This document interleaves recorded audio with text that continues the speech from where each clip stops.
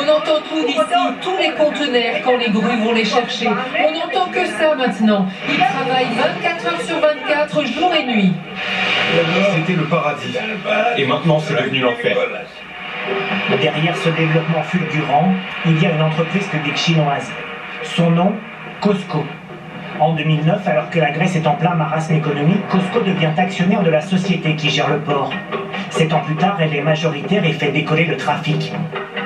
De 665 000 containers en 2009 à 5 650 000 en 2019. Le président chinois Xi Jinping est venu en personne saluer la performance, symbole des nouvelles routes de la soie chères à Pékin. Le Pirée est désormais la porte d'entrée des marchandises chinoises en Europe. En 5 ans, selon Cosco, 2500 emplois ont été créés. Une bouffée d'oxygène dans cette région où le chômage dépasse parfois les 50%.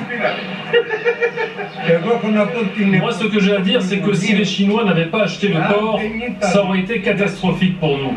Il y avait un chômage immense. Ils ont apporté du travail. Pourtant, ce succès négocie pas les goûts de tous.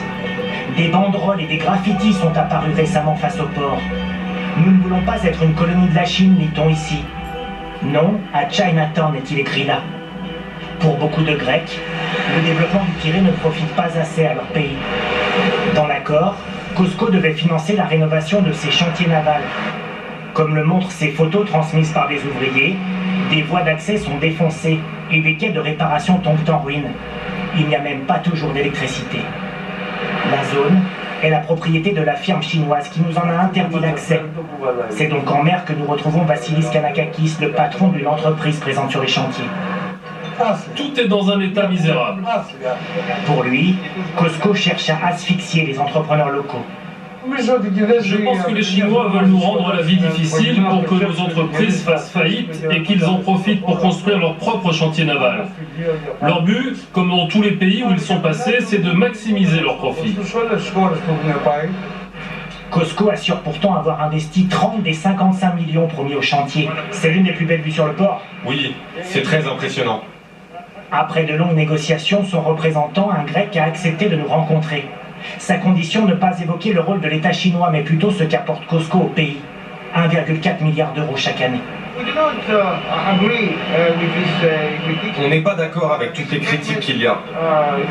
Tous ces investissements sont bons pour le développement de l'économie locale et cela va contribuer à améliorer le quotidien de chacun à l'avenir.